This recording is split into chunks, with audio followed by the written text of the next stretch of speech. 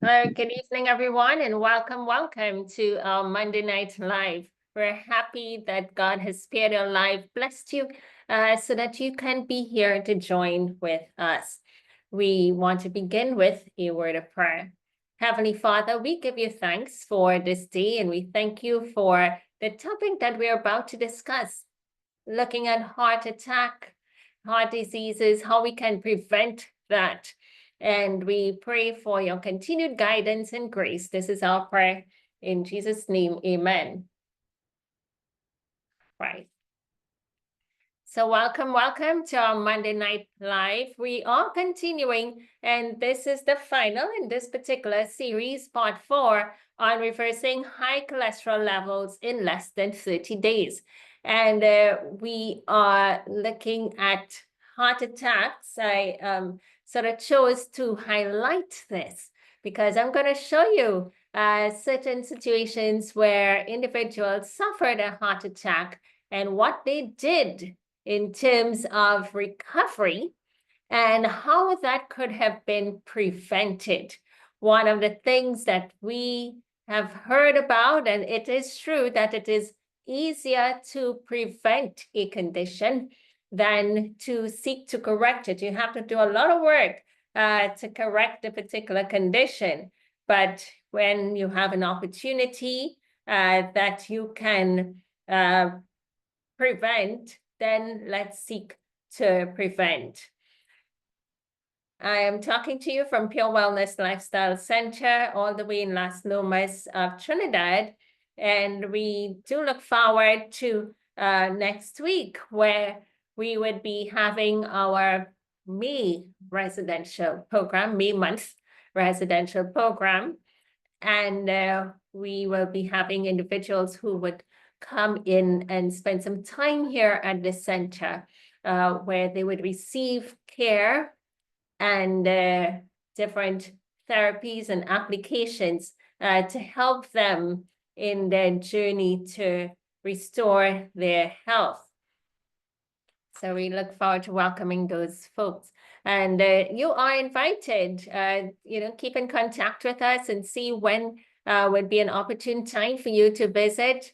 I know that you would be blessed should you come out and experience all the healthy foods, the cooking, and the therapies and the lesson sessions.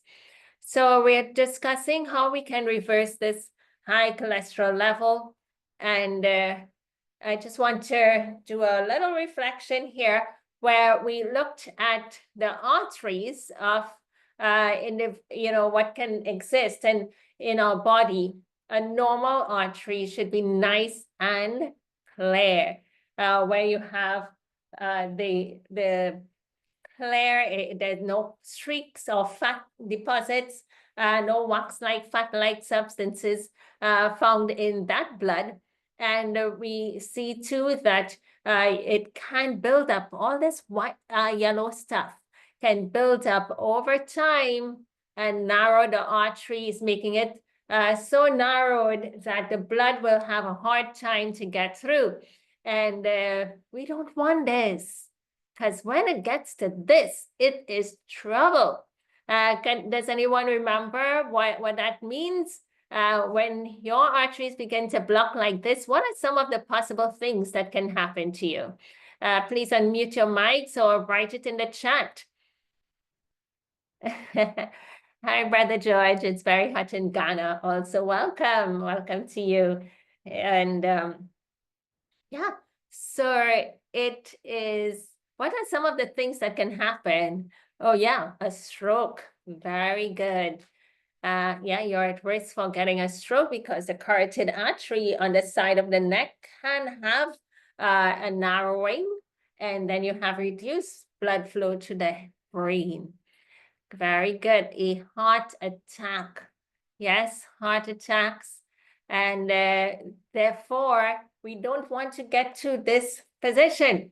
We want to be able to prevent this from happening. And even if you are like here now, you do have some of the plaque deposits, what we're going to share with you this evening will help you to be able to reverse this and get your arteries really nice and layer.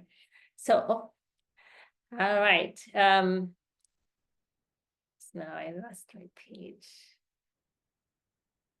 Okay. So we're going to just look at this, right? Okay, so this is a picture of a gentleman. And last week you met my sister, but this is a picture of my dad.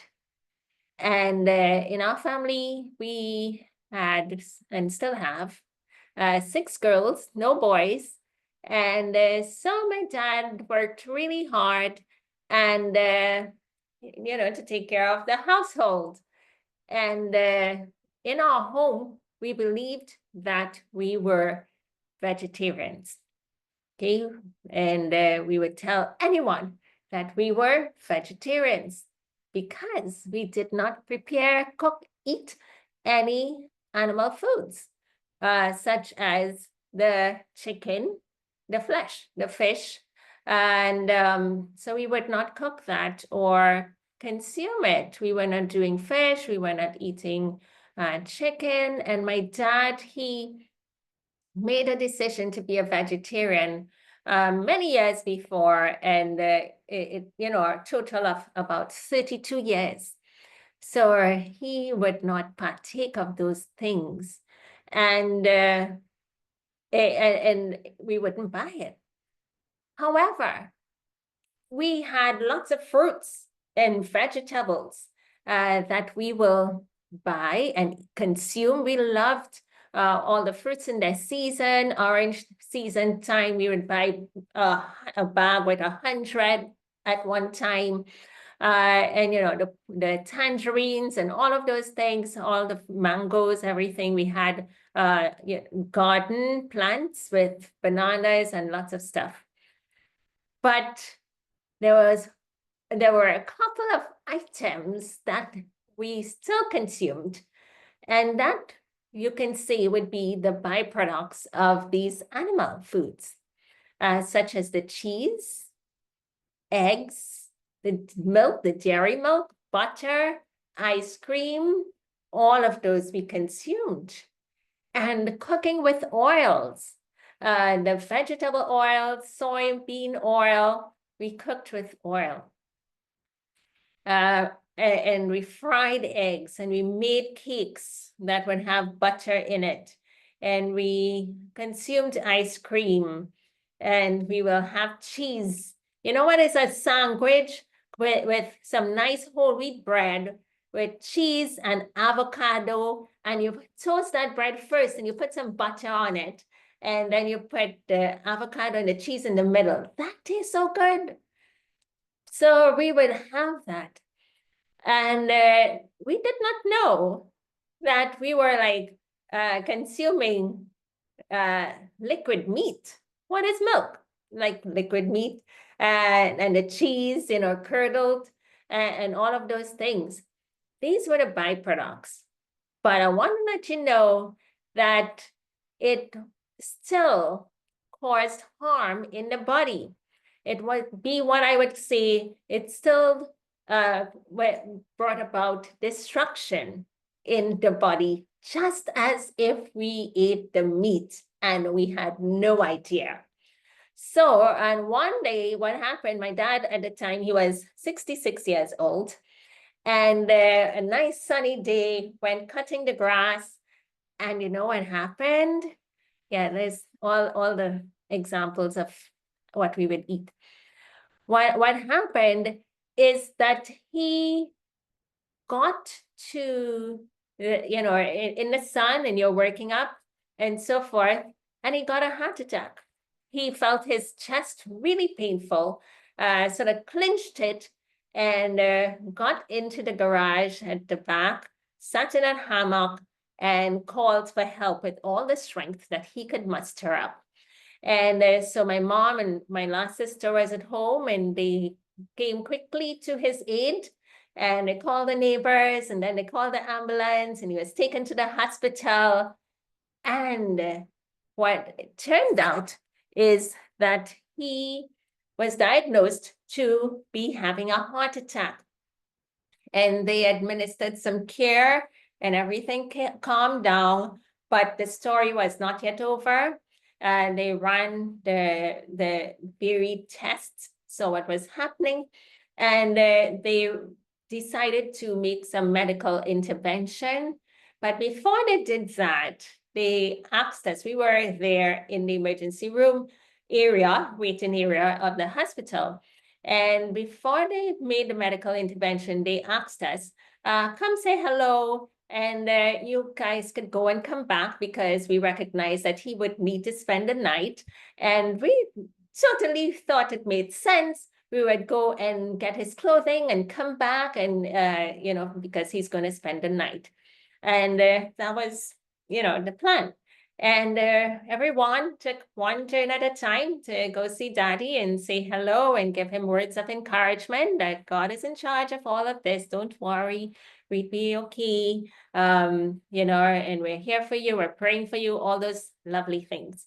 And we left, got home, returned to the hospital, maybe about 2.5 hours later.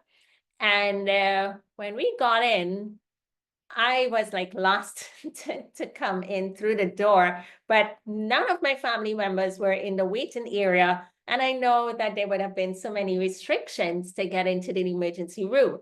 And it turned out that as I looked down the corridor, there were lots of sad faces.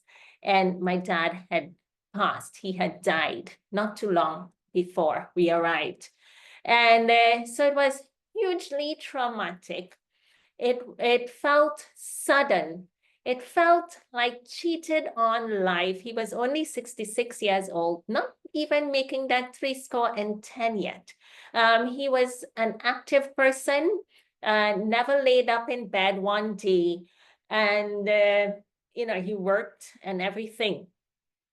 And it turned out that while they were attending to him with this medical intervention, apparently, there was another blockage in the heart area in an artery, and it caused him to have a second massive heart attack. And at that time, as they were pumping and everything, trying to resuscitate him, the pericardium, which is a sac around the heart, that burst, and that was it. That was the end total. So it brought the point home to us that we immediately knew what was the problem. And amazingly, when in those crisis situations, we know God just puts it instinctively into us that we know it must be the cheese, it must be the diet, because he was physically active. And that caused us to go down a journey and a road to look closer at health. So much that out of the 6 girls, now we have 4 of us are in the medical health field, and taking care of ourselves, our household, but also having a burning desire to share health with the world and to help someone somewhere today in this message to prevent a heart attack. And how can it be prevented? It was largely on the diet, And I'll show you some scientific evidence of this. One of the things that we did prior to my dad's passing was to have an ice cream every Friday evening on the way home. And, I recalled that he'd pick me up from work and I'll get a lift up. And on the way, he would stop by the ice cream parlor and ask, anyone wants an ice cream cone? Yeah. And we would just have as a ritual, Friday evening, you wind down, you calm down, and you're looking for an ice cream. And we did that. But what was in the ice cream?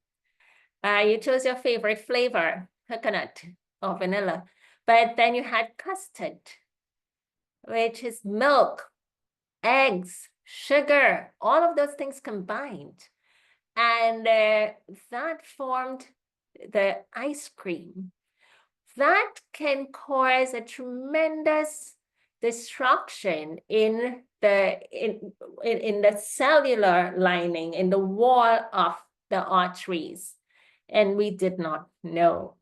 It accelerates the buildup of that cholesterol plaque, all those yellow streak deposits.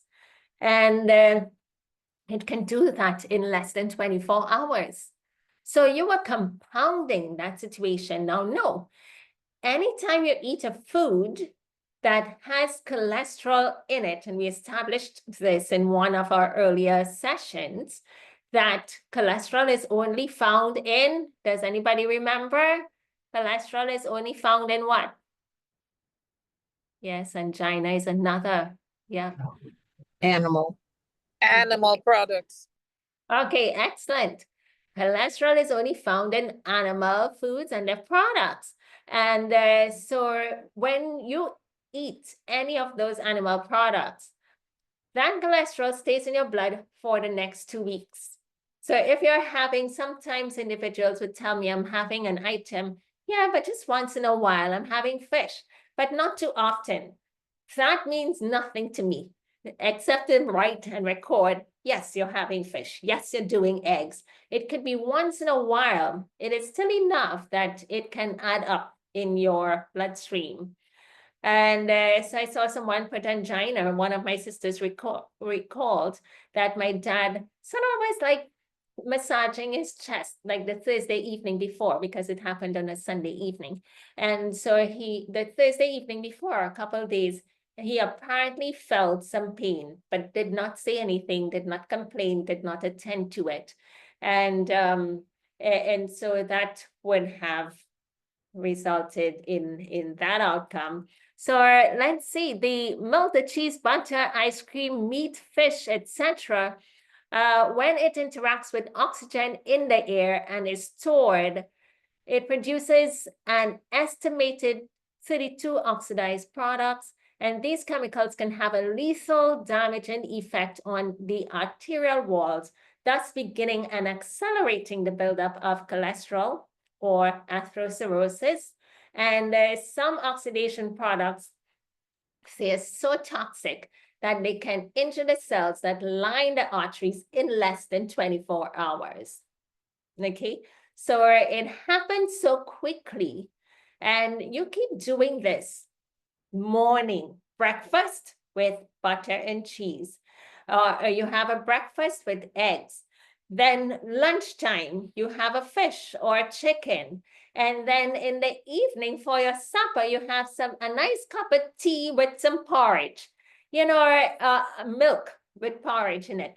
All through the day, you're just bathing your system with these, items that's toxic to our inner lining of our arteries and can cause the buildup of the plaque deposits. It is so easy to do. And therefore, we need to make a change to our diet. We need to make a change to the diet. This is a little bit of science, and it can be simple. If you look, it's trimethylamine oxide pathway. So when individuals consume certain items like the animal milk, the eggs, there are many times individuals are so much not doing the flesh foods, but they're simply having eggs. And some individuals have 4, 5, 7 eggs at a time, one person told me. And so they're having all of these almost every day. And the meat items, and it's all in the chicken, so the fish, all of the shrimp. When you eat these foods, it gets into your system. It goes into your gut. Bacteria is produced from the gut, travels in your bloodstream and gets to your liver. And that is converted into a metabolite, trimethylamine oxide, that will promote the growth of atherosclerosis, which is that plaque deposit that can grow in your arteries.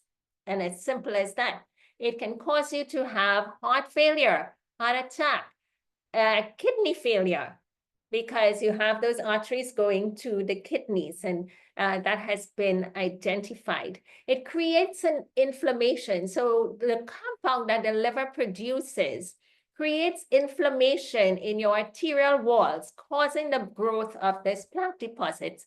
And you have arteries that service the eyes, that your lower limbs, your legs. So you can see individuals with poor blood circulation in their legs, in their lower legs, and the skin is darkened, or it gets scaly, and you find some condition develops in the lower limbs. So there's so many areas, not only just the coronary arteries, but arteries around the body to the brain and a stroke. And so we need not take these items for granted, and especially the byproducts of the meat kind, of the flesh foods, to say, well, I'm just eating the cheese, I'm just having the butter, I'm just doing these things. It can be detrimental to our lives. And so, yeah, this was the result of my dad. One thing I want to point out too is that it did not come on all suddenly. In hindsight, we looked at and saw that 1 year later, so 1 year earlier, he had an incident, a medical incident. We knew he went to the doctor, and so one day, in cleaning up, we saw some paperwork and so forth that indicated that they did identify he had a mild heart attack. So it wasn't any big thing that he would have known to rush to the hospital for, but he felt something and did go to the family doctor, got a referral, got some tests done, ECG and so forth, and it indicated that he had a mild heart attack. Number one. There was also a note on a sheet of paper that said, please see a dietitian. Okay. And you can imagine that my dad is thinking he's a vegetarian. What will a dietitian tell me about my food intake? I'm a vegetarian, so I'm going to eat more vegetables. And maybe he did. However, continue to cook with oil. In our house, he didn't do the cooking, but that was provided. And continue to have these animal products. And with no change made to that, almost to the date, 1 year later, it turned out that he had a massive heart attack. And I've seen that with other individuals too, 1 year later, if they made no change. So what we're sharing with you this evening, please do not take it lightly and do not delay. Make the changes today, and it can save your life and extend your life.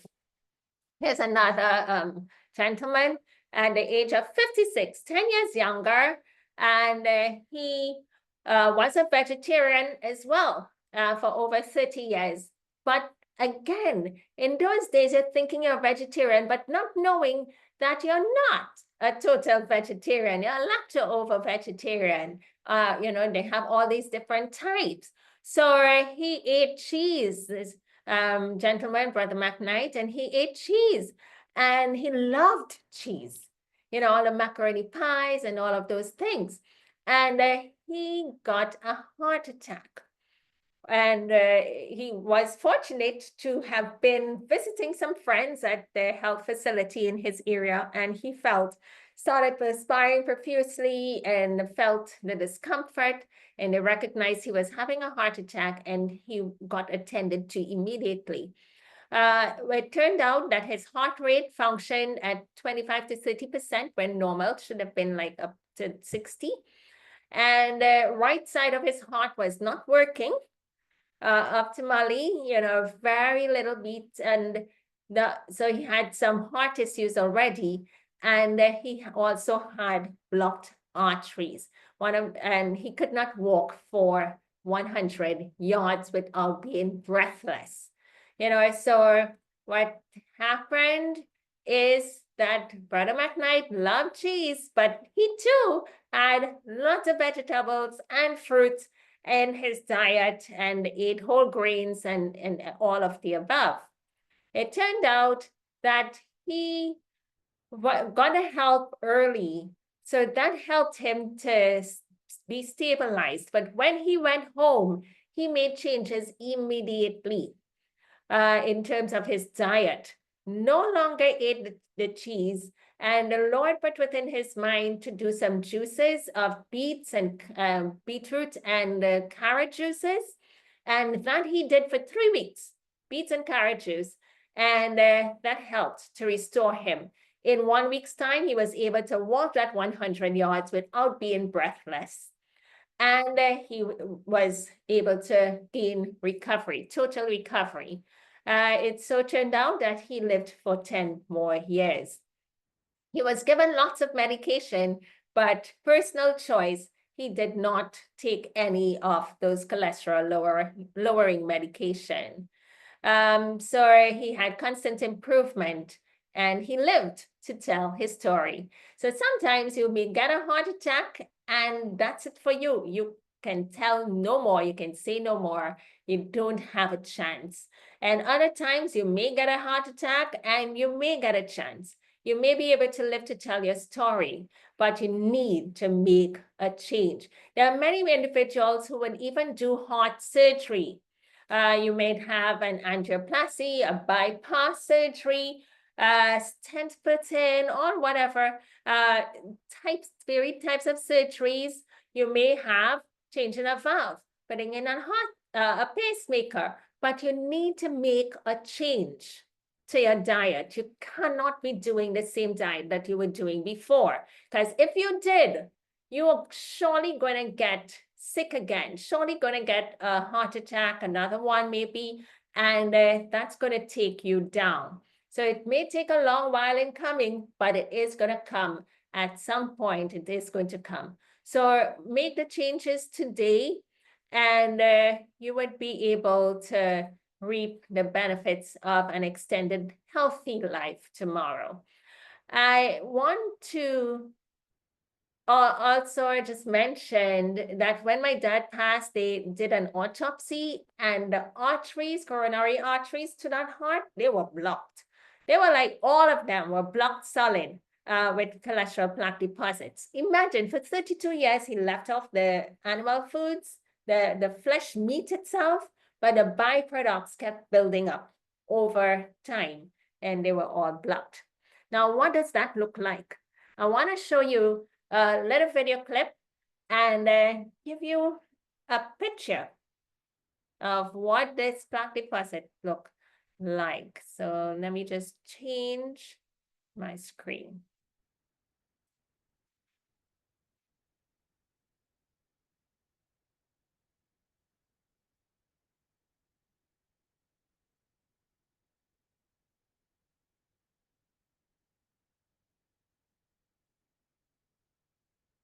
All right, so here we go. Pay close attention. Okay. Heart attacks, certain cancers, osteoporosis, diabetes. The major diseases of our society may be caused in part by what we eat. I first woke up, so to speak, when I was working on the anesthesia service, learning how to put people to sleep. And I was seeing my patients for the next day's surgery for coronary artery bypass surgery in order to bypass clogged arteries in their heart. Because it was late at night, I drew the man's blood test. And when I took the blood to the laboratory and had it processed, I couldn't believe my eyes. Now, normally, this liquid layer floating on top of the blood clot is quite transparent. It's a yellow, but quite clear. You can see right through it. The blood in this patient's tube, however, was anything but clear. The serum floating on his clot was thick and greasy white. It looked like glue. In fact, it stuck to the sides of the blood tube when I shook the tube. I went back to the patient. I said, Mr. Phillips, did you eat before you came to the hospital tonight? He said, yes. I said, what did you have? He said, I had a cheeseburger and a milkshake. And when he said that, I realized that what I was looking at in his tube was all the fat in the beef burger, all the butter fat in the cheese, and the butter fat in the ice cream and in the milkshake. And all this fat had oozed out into his blood and actually turned his blood fatty.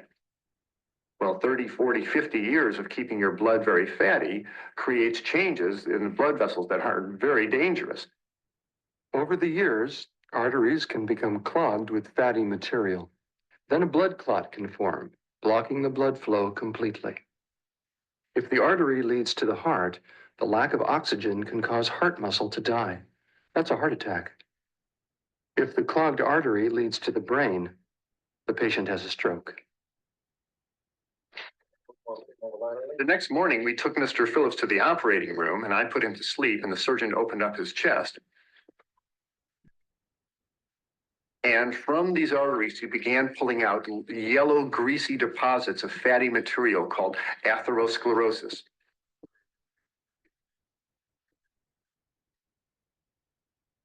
Okay.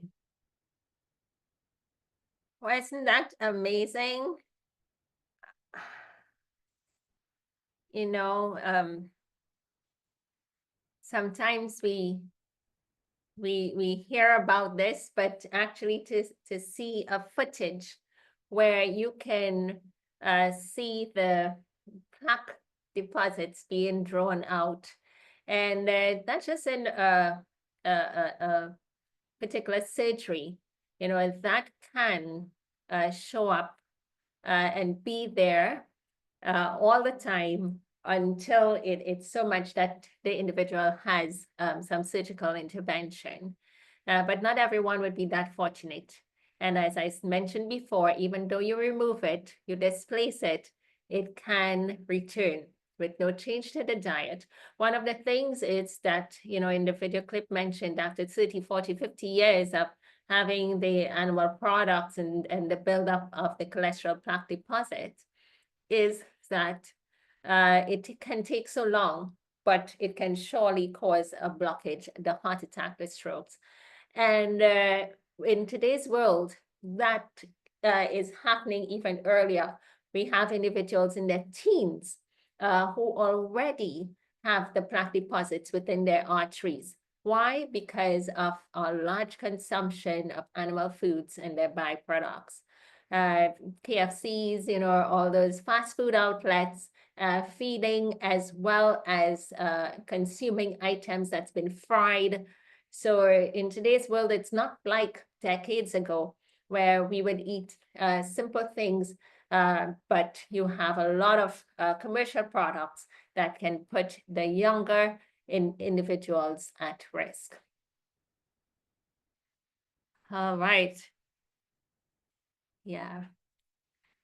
So let's see how we can fix this. So grains, fruits, nuts, and vegetables, they constitute the diet chosen for us by our Creator. They're really man's best food. And we can't go taking chances. Okay, let us make intelligent choices. When you see in things in the supermarket, you just walk by, pass by, knowing it's not your friend. You go consume that, it's going to hurt you. I just want to look a little bit. We talk about arterial inflammation, and let's see what can increase that. And what we need. So it's not only the animal foods, but there are other things that we might be consuming that we're not recognizing that it's triggering inflammation in our arteries and still causing the plaque deposits. So let's look. Animal fats, trans fats. Now, trans fats you will find like in your hydrogenated oils and lard, butter, in your pastry items, your baked products. You can find some trans fats existing in there.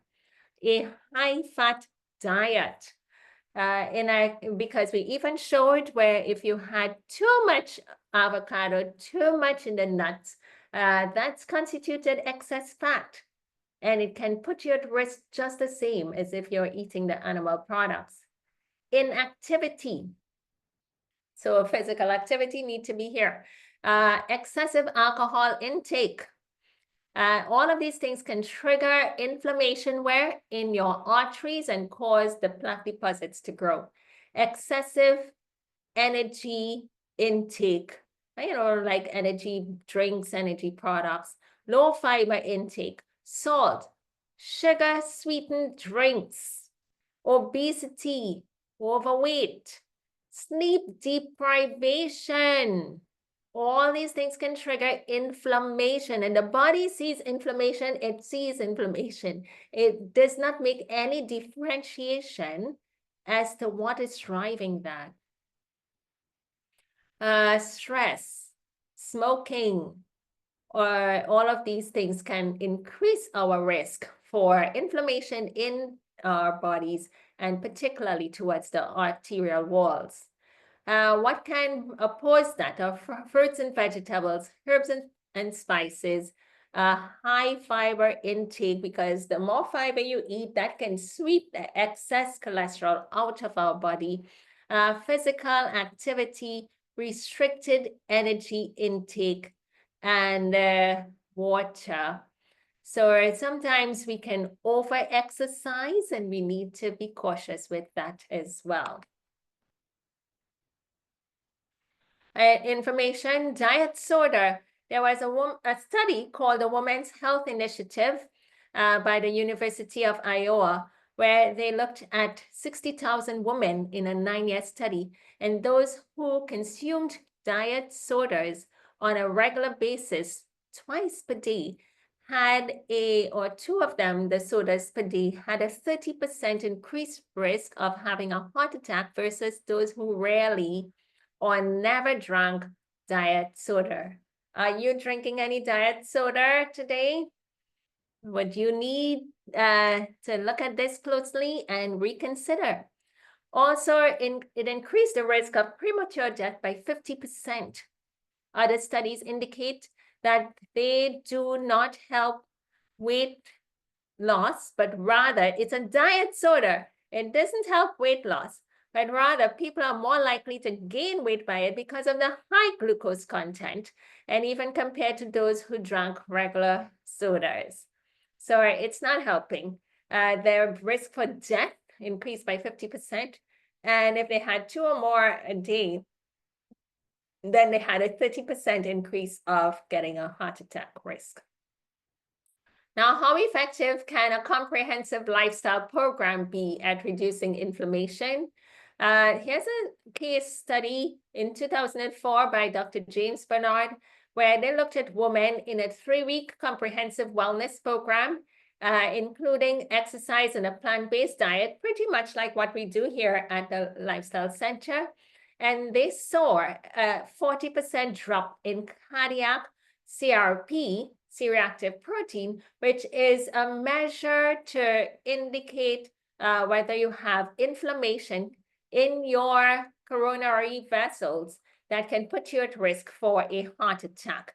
In fact, if you remember, I showed you that trimethylamine oxide, if that's running and moving around in the blood, that can also be measured to see if individuals are at risk for a heart attack. So there are these inflammatory markers that we can test for and know up ahead that you are at a risk, low risk, or high risk for getting heart attacks.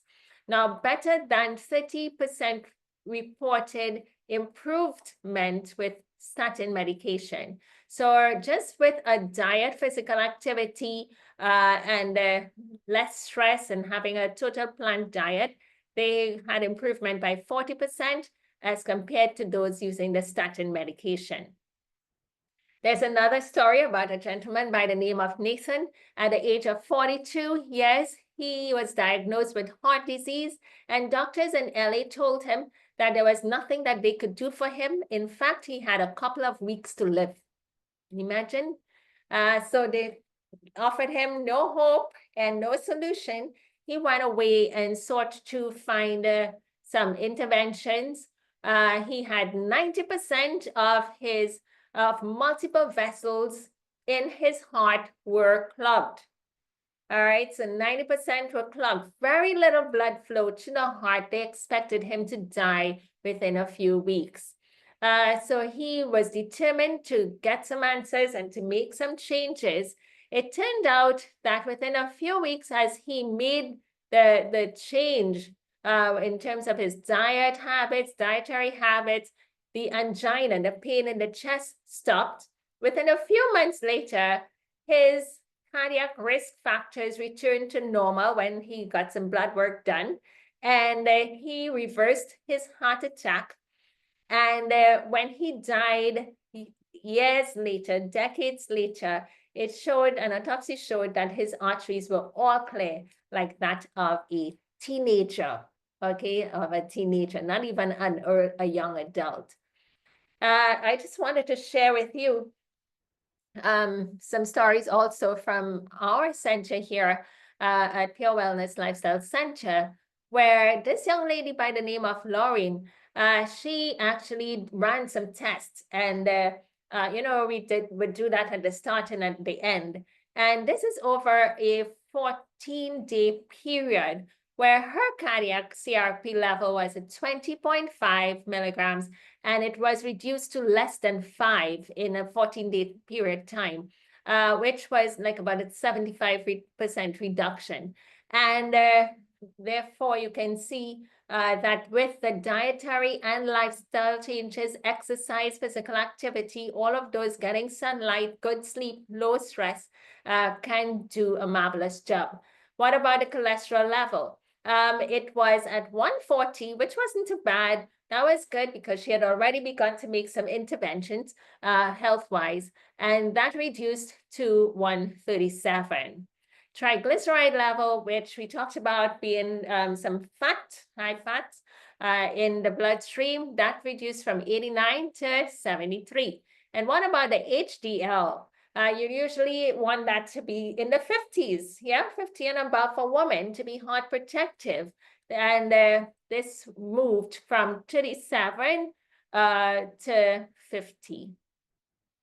There's another person that we looked at, and we saw where her cholesterol level improved, and you know, it was at 185, and in 7 days' time, this is hugely miraculous, miraculous, but amazing. And this is what the body can do when you make the changes and comply with the way God wants you to eat, how He wants you to live, that the blessings can come. And you're looking at your cholesterol level, and the doctor is saying you're high and you're at risk for a heart attack. Okay, don't worry. Let's go to work and let's put the efforts in. And in 7 days' time, through physical activity, good sleep, a total plant diet, we saw that Miss Joy was able to lower her cholesterol levels from 185 to 176. And her HDL improved. It was at 33.3, and it improved to 47, getting closer to normal. And this is just within a week time period. And the LDL, low density lipoprotein, that reduced from 131 to 114, which is good, getting closer to 100 and below. And what about her cardiac CRP? Well, there was a test that was done prior that I did not need to repeat it on the 25th. So on the 4th of that month, the cardiac CRP was at 10. 10.42, and 4 days into the program, when we did go to do her testing on the 18th of October, it was 0.8. So this was one that I did not need to repeat on the 25th because it was really within the range time. So I just shared those things to show you that it is possible that we can achieve better health as we make these changes.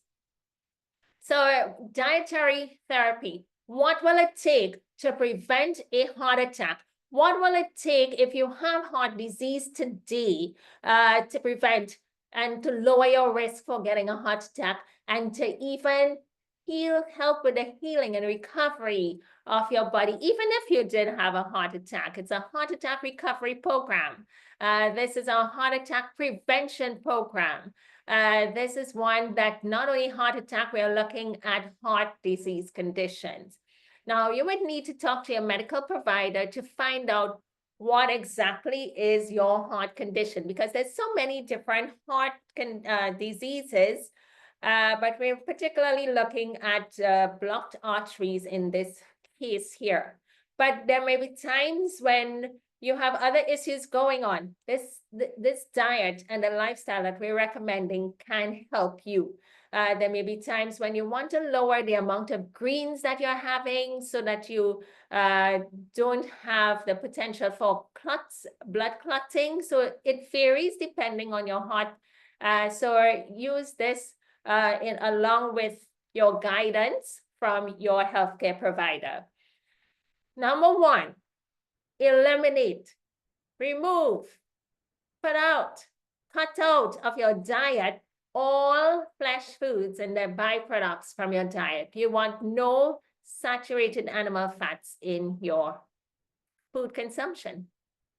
And it gotta go. You cannot hold on to a piece of fish and expect that you will get a better result. It does not work.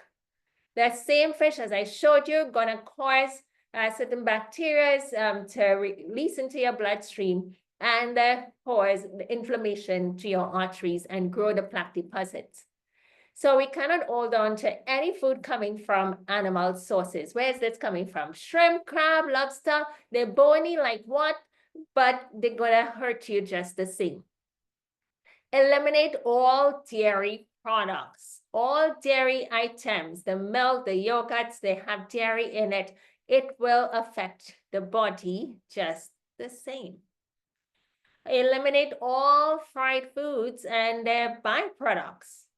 Fried, you have chips and all those things, so you don't really recognize that there is oil in this thing, but it is. So you're not looking for fried foods. You're not going to fry your plantain, and you're not going to fry your potatoes, and you're not going to be frying anything.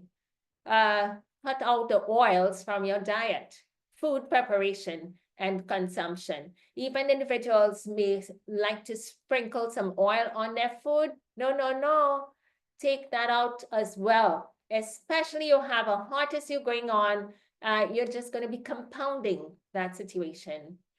We want to eliminate all highly processed foods. So you're looking for more whole foods, a whole food, not brown rice as opposed to white rice, no. Then you want to eliminate all sugar and use natural sweeteners instead. So like your dates, your raisins. Like I had cereal this morning and we used almond milk and there was no sugar added. And I put my dried fruits onto that and I was happy, and it tasted great. You want to eliminate caffeine in all its forms, including chocolate and cocoa. They have caffeine in them, and that needs to go. And just want to back up a little bit, even saturated fat. Olive oil has a percentage of 14% of saturated fat. Coconut oil also has saturated fat. So just to expand on that. And then have a low salt intake and low fat intake. Watch out for salt. You're not going to go on no salt, but on low salt. Sometimes you might be using canned foods that has sodium in it. All of those things you want to eliminate or make sure you rinse the items well. Someone is asking, what about sunflower butter? Have a look at the ingredients and see what is in that sunflower butter. So I'm not sure what particular sunflower butter you're looking at, but if it's sunflower butter and it's simply your sunflower, you can make sunflower butter at home. If it's simply your sunflower that you add a little water to it and you blend that up and you put your onions and garlic, your salt, and you season that up and you can make a paste, that's your sunflower butter. But if it is that it's commercialized, they have hydrogenated oils in it, any oil added, no, that one would be risky. Someone is asking about cooking and heating oil in the cooking. No, we don't want to be using any oil at all in our food preparation, in our cooking. No, you don't want to have that. You're looking to reverse a heart condition. And clogged arteries, we're not going to have any oils at all. But in saying that, I'm going to show you that you can have your nuts and your seeds, but make sure to have your nuts and seeds because that would be your source of fats in your diet. So nuts and seeds, they are not snacks, they're food. And by having a close handful of your nuts and seeds at the end of breakfast, at the end of lunch, is what you're looking for. And when I say the nuts, you can have walnuts. 4 walnuts is a serving size. Your almond nuts, like about 6 almond nuts is your serving size. And that is sufficient for you. If you did that twice with breakfast and with lunch, that's good. That's okay. And I emphasize again, that is sufficient because they have fats in them. You're not seeing it slippery, slimy, but it exists. It is there. And you do want to make sure to have your fats as coming from these other plant sources that's not saturated, that would not cause the plaque deposits, and but would still get your liver and your gallbladder working. Okay, you don't want to shut down all fats because then you can have a gallbladder that sits there and doesn't do much. So, and that can be a problem too. So you want to be able to have good balance within the body. Let's remove all processed foods, refined foods, white flour, go for the whole grain flour. You're looking for more fiber in the diet. Unless it's naturally white, like jicama, your yam, your eddos, potatoes, those are naturally white, then fine. Your banana, naturally white, that's good. But if it's a refined item, let's watch that. Where's the fiber? Has it been removed? Then let's go for the whole grain. You want to have wheat, remove modern wheat. So some individuals will opt to go gluten-free. That is your white flour, or even if it's a wheat flour, it can cause small LDL particles to grow, which is a low density lipoprotein. It can cause that to increase. And so individuals will be watching their wheat intake, rye, barley, spelt may have some issues for them, especially if they have advanced states of cholesterol plaque buildup. Let's see. Cooking. Okay, so there's another question. What? Okay, so folks are asking about special butters. Yeah, you gotta read the ingredients. Yeah. Okay, so if you have a low heart rate, work with your medical provider to give you the guidance. But here this is what you can do in terms of your diet and your lifestyle. All right, so let's look at this. No refined carbohydrates, and these are areas where you can have hidden sources of fats. And all the glucose in here, the sugars and so forth, that can be converted into fats in the bloodstream.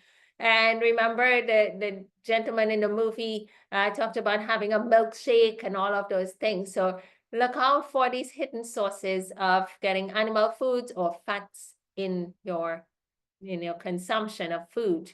You want to go for high dietary fiber. Increase fiber-rich foods such as whole grains, brown rice, millet, buckwheat, quinoa. Increase all forms of peas and beans. Really get a slow cooker and extend the variety of peas and beans that you can find and prepare. Increase consumption of fresh fruits and vegetables. You want to have the real foods. And if you can get frozen, then that would still work of your fruits and vegetables. That can still work. But if fresh is better. String beans tend to be very helpful for blood pressure issues as well as cardiovascular issues. So 3/4 to 1 cup daily. And olives. So here we're not using the olive oil, but the olives themselves you can eat 7 olives daily. Rinse them. They could be salty, so rinse them and eat the olives. The olives will help to clear up the plaque deposits in the arteries. Instead, we want to go for unprocessed plant food. So as pretty as this food looks, it can look that way on your plate, and you would be able to eat heartedly. Eat as much of these as you can and as you need. Now, increase your water intake and drink little to no juice, and reduce excess calories by eating sufficient to maintain an ideal weight. So you want to eat enough, okay? Many times we tend not to eat enough, but make sure you're eating enough to maintain your weight, but at the same time not to overdo and to have excessive weight. Fruits and vegetables. Now, sesame seeds will be important. Seeds here. Sesame seeds contain lecithin that helps to dissolve cholesterol plaque deposits. So you're going to put like 2 tablespoons of sesame seeds on your food and consume that. You also can use ground flaxseed, chia seeds, 2 tablespoons daily, and you eat that with your food. Put it on your peas and your beans and eat. Lecithin granules itself can be used 1 to 2 tablespoons daily, and this may be the soy lecithin granules or the sunflower seed lecithin granules. Pumpkin seed or fats, use fats in moderation. Do not do the oils, but avocado, coconut, and nuts you can have in moderation. Pumpkin seeds, 1/4 cup with each meal. Pumpkin seeds are really excellent, can help in providing zinc and magnesium. That's great for heart health. Kelp or dulse, you want to add that to your food, sprinkle that on your food. About 1/4 teaspoon of kelp can be beneficial. And then you're looking at, I mentioned the olives, artichokes, if that exists in your country. Here are some lifestyle factors. No smoking. Smoking increases our risk for cardiovascular diseases. Let's stop the alcohol drinking and look for areas where we may have some alcohol consumption. Do you know that in your sense that you put on food is preserved and held in alcohol? So watch for any alcohol, no alcohol drinking, and so let's remove that from our consumption. It increases our risk for these problems. What about reducing weight? Making sure you keep physically active and get the weight off. You're putting an extra burden on your heart to have to pump that blood harder, to move around to the excess areas of your body because of the overweight. So let's reduce the weight. It's another risk factor. Check with our medication for side effects. Number 1, note them so that if you see funny things happening to you, you know it's because of the medication. But I would say hate it enough to want to come off, that you do all that you can and show your doctor that yes, you could do it with diet and lifestyle and be able to recover from your heart condition, and your doctor will take you off your medication. We're looking at the statin drugs for lowering cholesterol, but we have seen where your cholesterol levels can be lowered without the statin drugs by using diet and lifestyle interventions. But don't do it alone. Make sure you're working with your doctor. Do what you can at home. Go have your test every 3 months, and they're going to see the shift and talk to them about shifting your medication as well.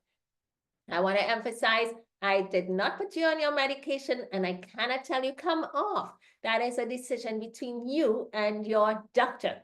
So make sure you do what you can do at home with your diet and your lifestyle practices, habits, and you would be able to get off that medication. You were not born to be on statin drugs for the rest of your life. And because you have a health issue, doesn't mean to say you have to be on those meds. for the rest of your life. Again, depending on what your situation is. Now, work within your capacity on a reasonable time schedule. Don't overwork because that could be stressing your body out. And take time to relax and enjoy your weekends especially, or pause sometime in the day and get a calm down, wind down moment, and have enjoyable recreation where you could laugh, where you could feel free and rejuvenated. Lower your blood pressure through these same interventions can help you to experience lowered blood pressure. And I would show you even the garlic can help to lower that blood pressure. I've had individuals here at the center where we used a drink, garlic drink, and just by doing that, I could not give one of my clients in our last session, I could not give him his medication because his blood pressure was within normal range. And had I given him his medication, it would drop even lower, too low, and he could pass out. So again, the interventions matter, the diet hugely, because he was not even doing much physical activity, but with a diet and the little garlic drink helped. Now, seek to lower your blood sugar. And these are things that you have within your reach that you can do in what you consume and how you live your day activities. Now, get sunlight between the hours of 9 a.m. and 3 p.m. Let that sun shine on your skin and helps you to produce nitric oxide, which opens up the blood vessels and allows the blood to flow through nicely. Seek to get exercise daily, physical activity. It's hugely important. And when it comes to reversing conditions, 60 minutes, 1 hour. If you are challenged with being breathless or you cannot meet the 1 hour, that is okay. Do your 15 minutes. That's what all you can do. Do your 15 minutes. Even if it is 5 minutes of your walking. And but then repeat that several times in a day. One time I told someone, if you did the 5 minutes and you repeated that like 12 times in a day, you can accomplish much. So do that. Then get your sleep, 7 to 9 hours of sleep, and that you need in the nighttime, and sleep by 10 p.m. Many times we stay up later and cause sleep deprivation. That can elevate your blood pressure, your blood sugar, your cholesterol deposits in your arteries. So sleep is hugely important. And if we wake up during the night, that can also cause some problems. So let's work on helping you to be able to achieve better sleep. But by getting the sunlight, by doing the walking, all of those things move your body, move your blood, move your hormones, and can help you. Reduce stress. Whatever might be causing your head to get hot, cool it down. Don't choose not to stress. There's some people who cannot handle stress because it hurt them. And they get sick for it. So tell yourself, if you're one of those, you're not taking on anything, what's going to happen? The world is not going to fall to pieces. So don't stress.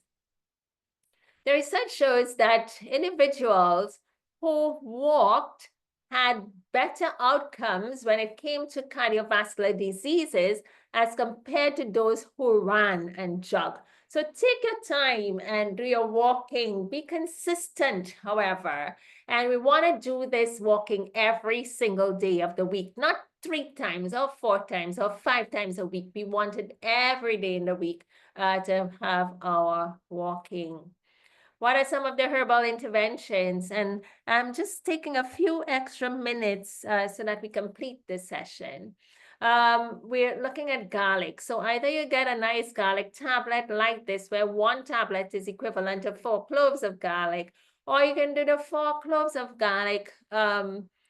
You can do like 8 cloves of garlic twice a day with breakfast and with lunch. Now that might seem like chewing too much. So what we do, we blend it all together. The garlic, we can make garlic water, and that helps as well. But garlic can help to clear the arteries of the plaque deposits. All right, so you want to have like 8 cloves of garlic twice for the day, and that's going to help. Now, these 2 items, fenugreek and turmeric, they tend to prevent cholesterol deposits from being reabsorbed into the bloodstream. So cholesterol could be on its way out. If it spends a little time in your colon, that could get reabsorbed. By having turmeric in your system, by having fenugreek, it prevents that reabsorption and helps it to stay put to go out. That's why we need to have lots of fiber in our food. Our whole foods will help to increase fiber in our colon and help you to have better bowel movements to take the excess cholesterol out of our body.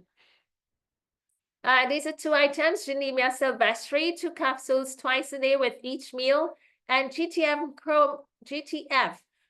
chromium, where you want 2 capsules daily with each meal, making it an equivalent like about 4 with a meal. So you want an equivalent of 400 micrograms. So 2 capsules daily with some food. Any of these you can have. Hibiscus tea. I love having hibiscus tea. It's so colorful, and you can have red tea and it tastes so good as well. So 2 tablespoons of hibiscus tea. Sometimes you have it dried hibiscus. Some of you may know this to be sorrel.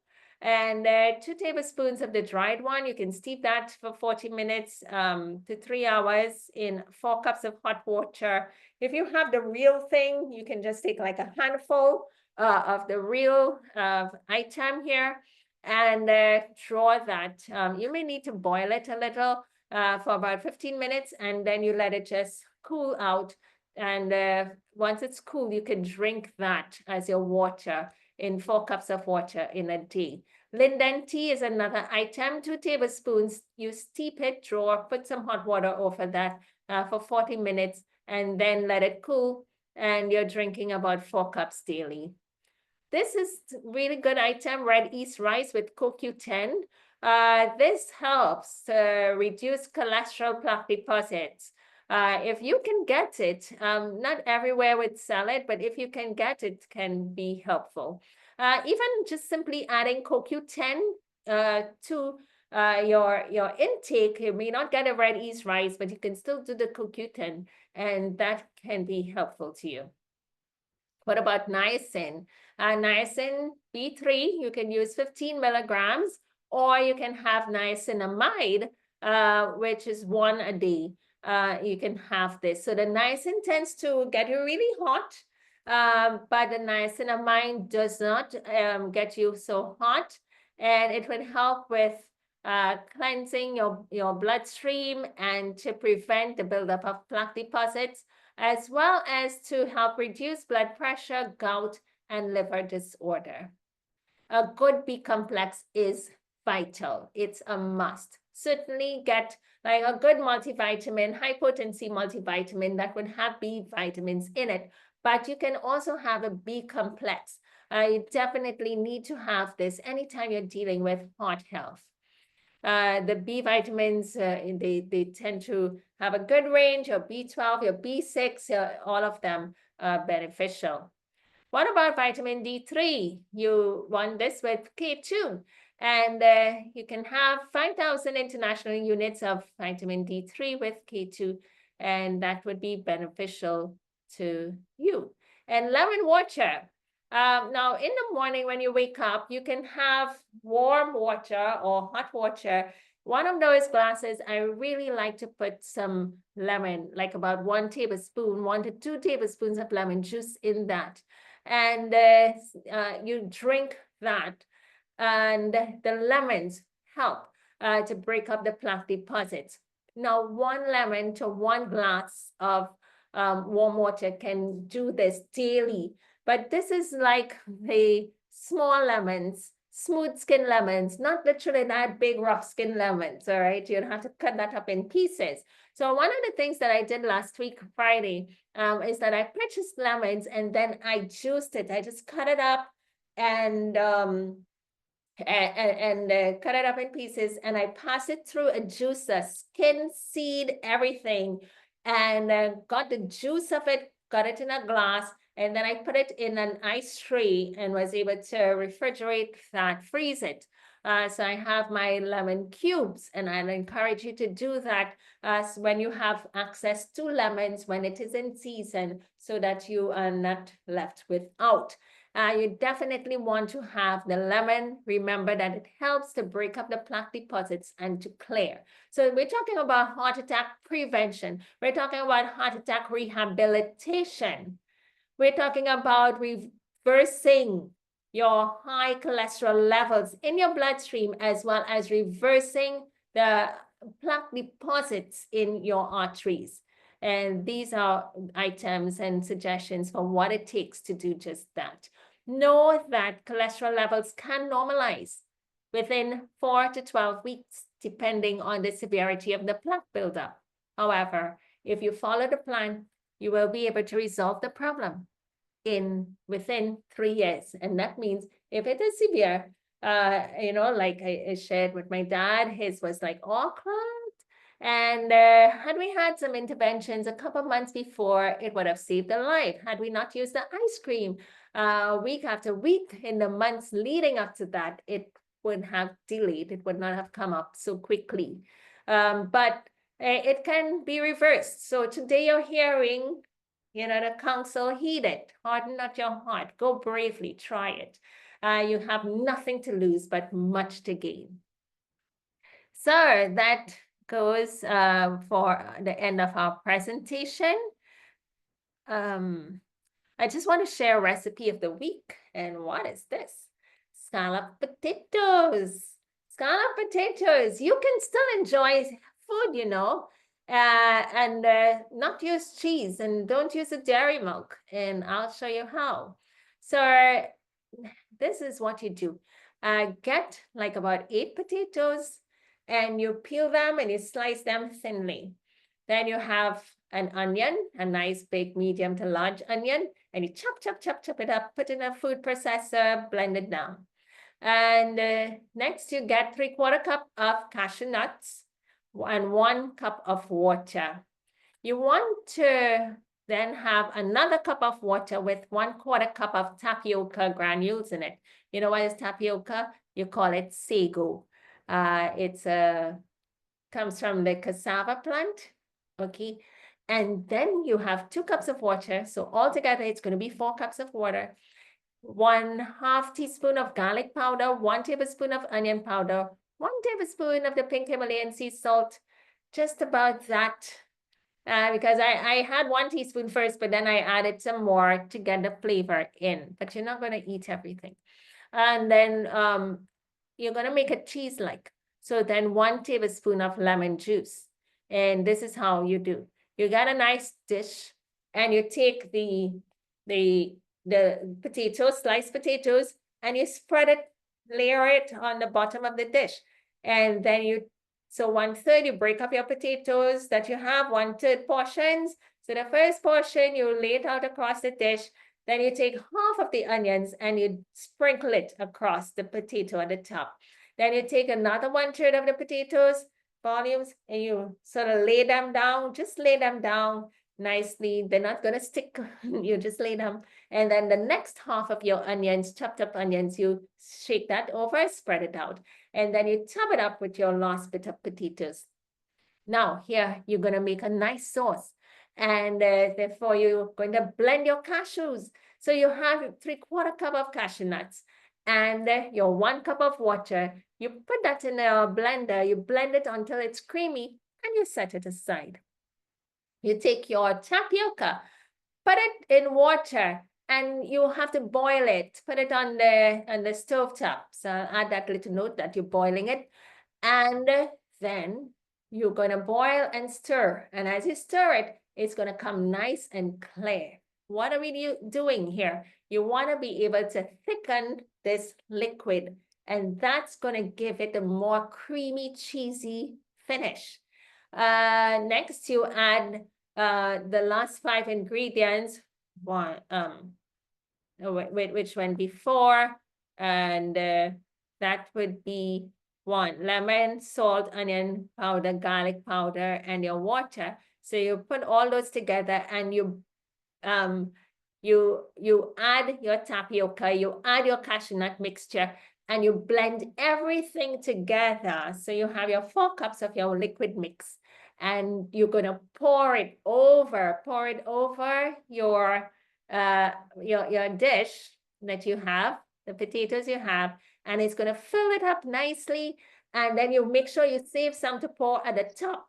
So when you pour it at the top, that's your nice flavor, cheesy like flavor at the top.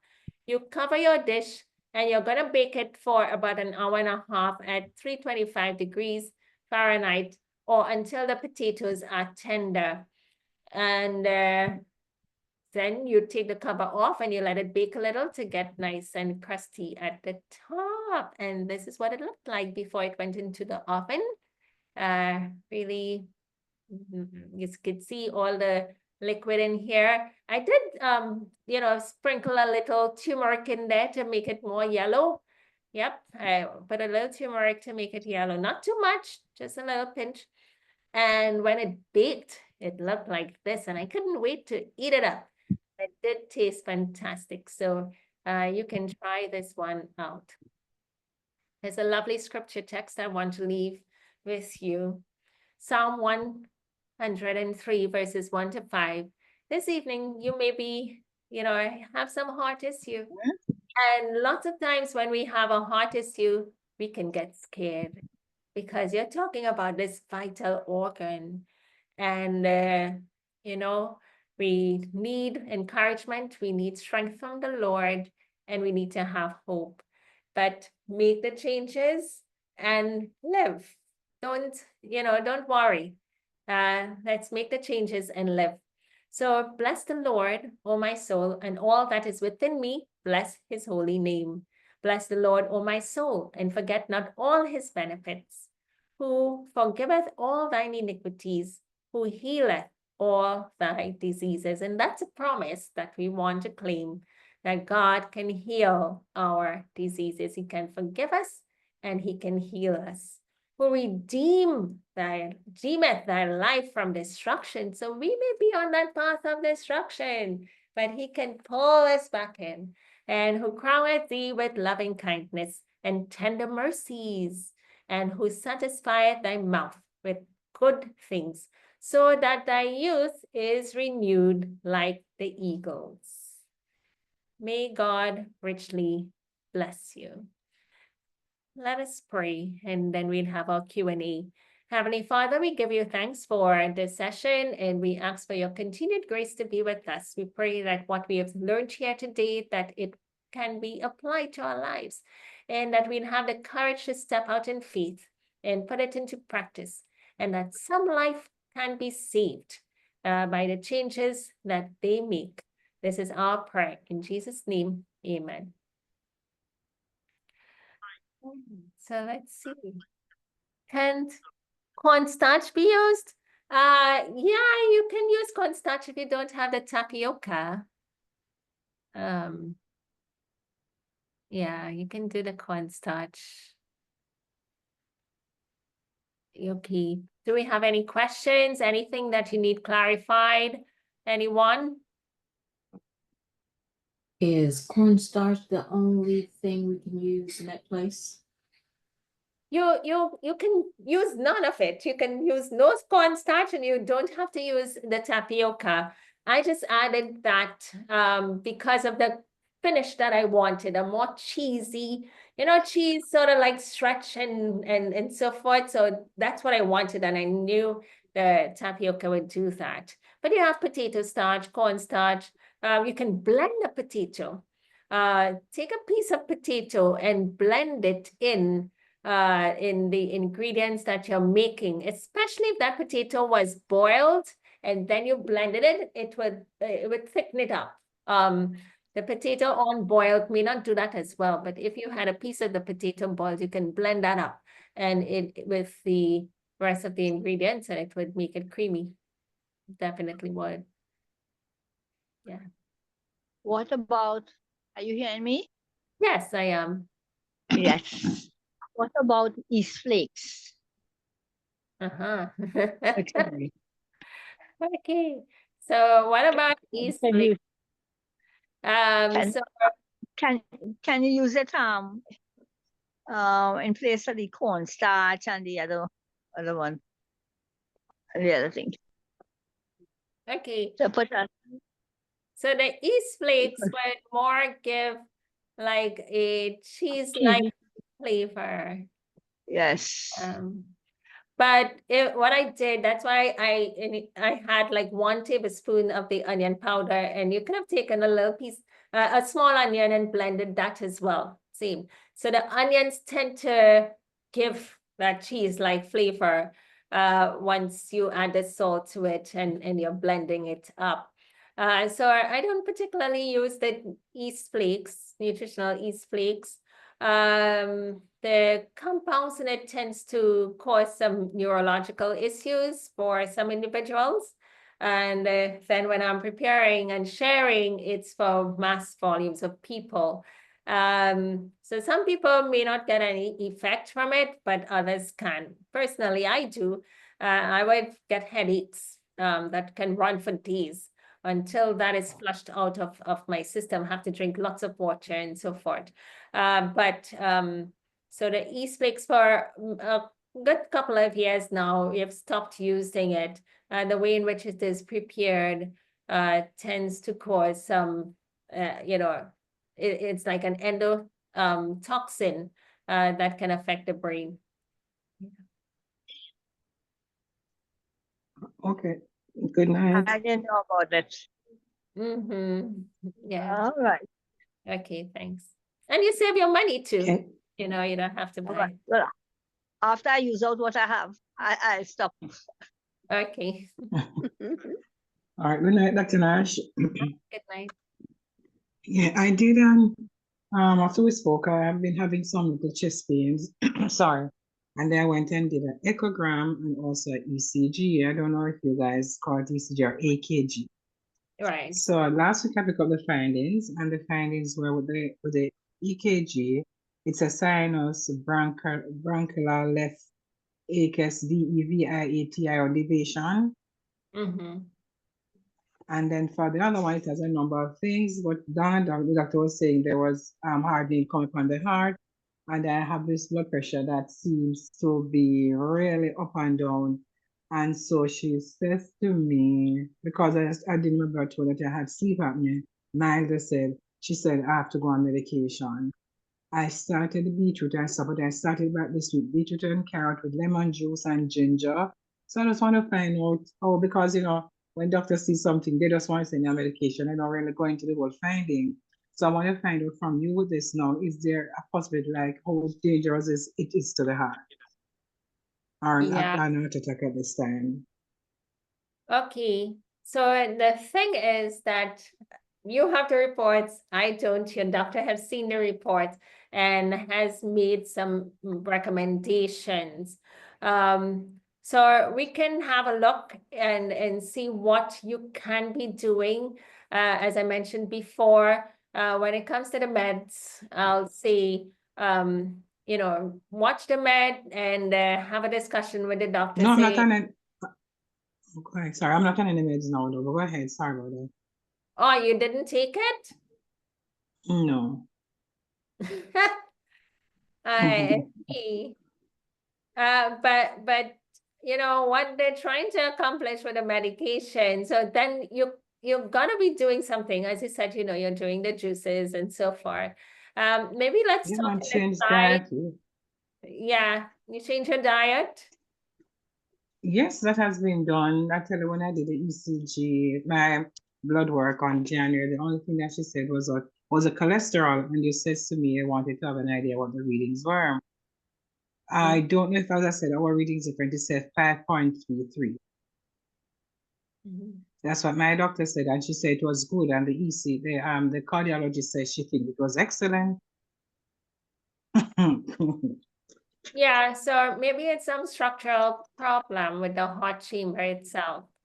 And so that's what we need to look at. And even the electrical pulses that's coming from the heart, causing it to have some low function. So we need to watch there. So maybe send me a message and let me have a look and see if I can make some additional recommendations to you. But please still keep up with your medical appointments. Yes, I So do. get the observations, the monitoring, and even that Yes. would help know that what you're doing on your own, how it's working for you, whether it's helping to improve, which is what we want, improvement. So Okay. so when we talk, I'll have a look and see the severity. Now, sometimes we may need to go on that medication, but then you're Okay. still doing other things in the background that would help to improve your situation. And then your Right. healthcare provider can sort of say, well, okay, you're doing good. You don't need this amount of meds in terms of the milligram dosage. They can reduce it or change it altogether. So please connect with. Okay. Will do. Hi, Thank good night. you. Yeah. Hi, good night. Good night. Bye.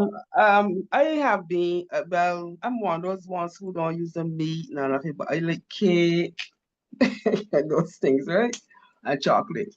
So my cholesterol is high, right? So doctor gave me medication, yes, but maybe you take one or two and that's it. But I put myself on red yeast rice. I look it up and I was taking that and I have gone on. I stopped using a lot of things. I've stopped, but one thing I'm doing though, I'm using the actual coconut milk. So what I'm asking is that is it okay to use the coconut milk, blend your coconut and juice it and use it to cook with? No. No coconut milk. You're Oh already, no, yeah, you already have a situation going on. So no yeah, coconut milk there. no coconut milk at all.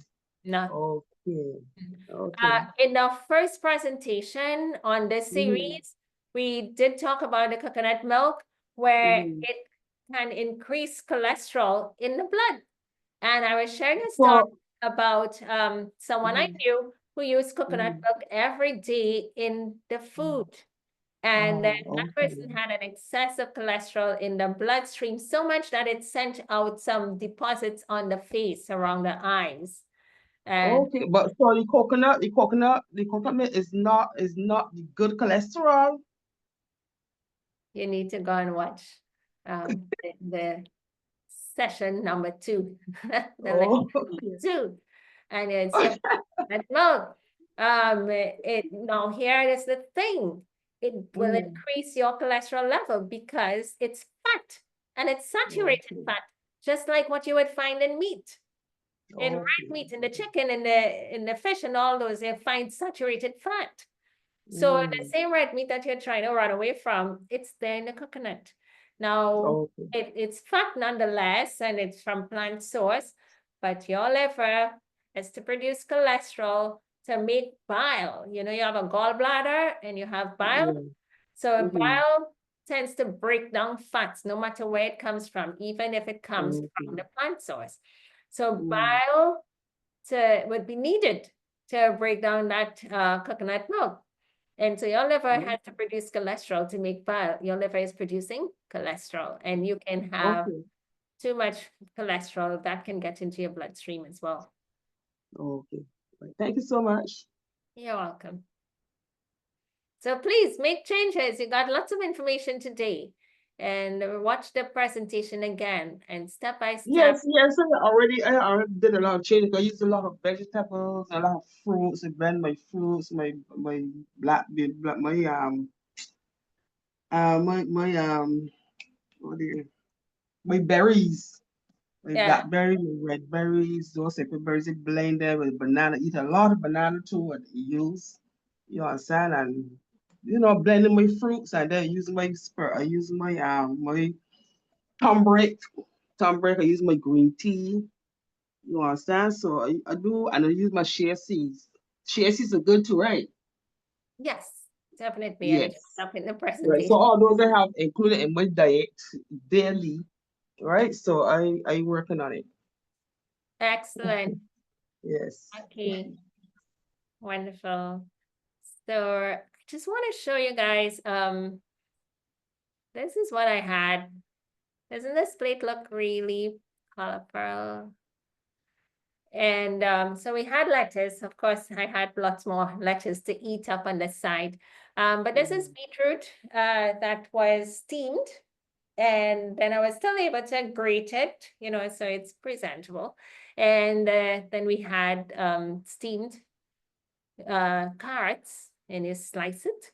And this is steamed jicama, and I also grated that. Of course, it's placed here on the plate for display. And then you have some lentil peas and like the potato pie that I just showed you. So make sure, look at fiber here. Fiber, fiber, fiber, fiber, fiber. So lots, about 3/4 of the plate of fiber. And then this might be it is fiber still, but not as much as the vegetables. And this is what we want to see the plates looking like. Making sure you have lots of fiber on your plate and be able to eat. So you can have cabbage and some of these foods can be really healthy and beneficial. Right. Okay, so thank you, everyone. Do we have any more questions? Any burning questions?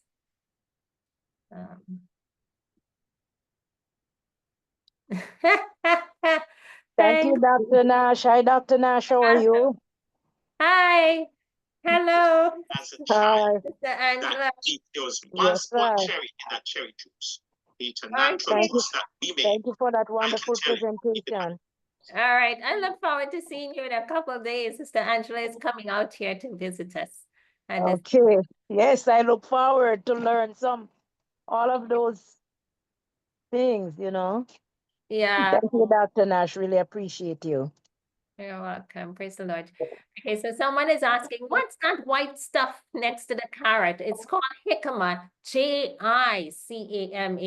I got it in the supermarket. You can look it up online. It's a type of yam.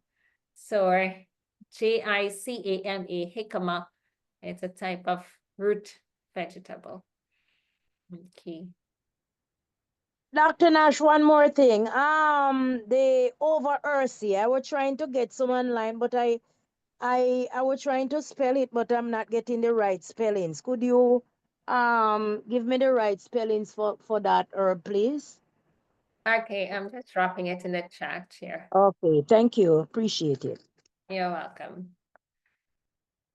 All right, so thank you, everyone. And I think that's it for our Q&A. Sister Raman, you wanted to say something? No, just to let you know that it was a very, very formative lecture tonight. And you look beautiful.